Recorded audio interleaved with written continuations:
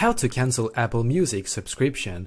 Hello everybody and welcome to this video where I'm going to show you exactly how to cancel Apple Music subscription, but make sure that you watch this until the very end so that you don't make any mistakes in this process. Now when I'm on the Apple Music application, then I'll need to go into my profile right here, and after that we will need to click on settings. What will happen now is that Apple Music will probably want you to log into your account. So I'm going to log into my account now.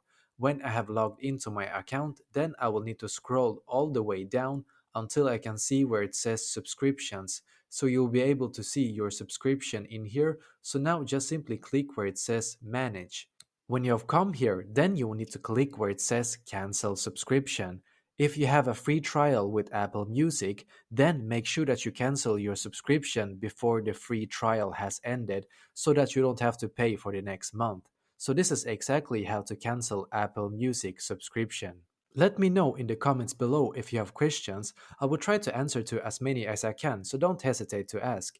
And also don't forget to leave a like on this video and subscribe to my channel because I'm doing a lot of helpful videos constantly that might be useful to you. Thank you very much for watching and I wish you a great day.